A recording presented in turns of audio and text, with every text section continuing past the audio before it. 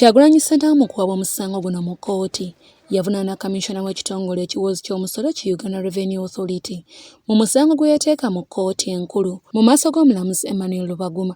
Mu kuwabwa omusango guno Kyagulanyi yali ayagala kkooti eno ekugira ekitongole ekiwoozi ky'omusolo abakozi baakyo oba omuntu yenna akola mu kitongole kino okuddamu okwekebejja emmotoka ye. Kyagulanyi yategeeza nti singa ekitongole ekiwoozi ky'omusolo kiddamu okwekebejja emmotoka ye kyakuteeka obulamu bwe mu matigga ate nga ye entambula yokka gy'ayina wadde nga kino kyawakanyizibwa oludda oluvunaanwa nga lukulemberwamu Geoffrey Balamaga. Emmotoka eyogerwako eri nnamba UBJ 667 F Toyota Land Cruiser era nga kigambibwa nti teyitwamu masasi. Oluvannyuma lw'okuwuliriza ensonga okuva ku njuyi zombi, olwaleero omulamuzi Emmanuel Lubaguma asaze eggooyi mu musango guno. Okusinziira ku nsala y'omulamuzi Emmanuel Lubaguma akalambidde ku ky'okukkiriza okusaba kwa Robert Kyagulanyi Ssentamu okw'okugaana ekitongole ekiwoozi ky'omusolo okuddamu okwekebejja emmotoka ye. Bw'atyo omulamuzi agobye okusaba kwa Robert Kyagulanyi Ssentamu. Owoonalewo Kyagulanyi yali yateekayo omusango nga agezaako okuchalenjinga ba URA abaali bamusabye azeeyo emmotoka bagikebere balabe oba eri Amadi oba si Amadi oba yasasula emisolo emituufu oba si mituufu.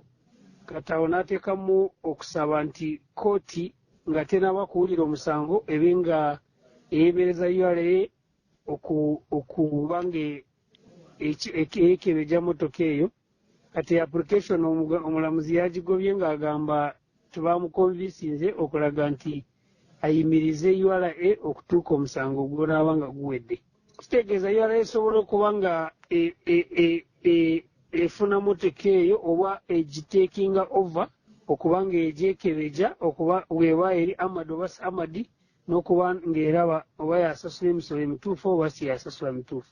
Kinajjukirwa nti ng'ennaku z'omwezi 24 omwezi ogwokubiri omwaka gwa 2021 ekitongole ekiwoozi ky'omusolo ki Uganda Revenue Authority kyawandiikira Robert Kyagulanyi Ssentamu ebbaluwa nga kimusaba okuleeta emmotoka y'ekika kya Land Cruiser nnamba UBJ 667 F okuddamu okugyekebejja ekintu Kyagulanyi kye yagaana.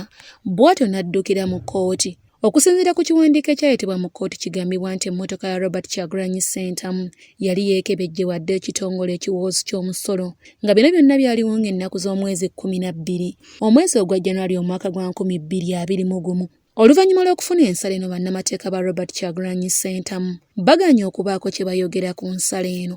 Mu kwogerako n'omwogezi w'ekitongole ekiwoozi ky'omusolo ki Uganda Revenue Authority Yani Lumanyika aliko kyayogedde ku nsala eno. Ate ne ruling nga weesazeewo emmoloka nga bwe twali tusabye mu kusooka emmoloka agireete tugire examining era tugimuddize. Bwe tusanga nti byayanjula mu kusooka bye bituufu tetulina buzibu nakyo.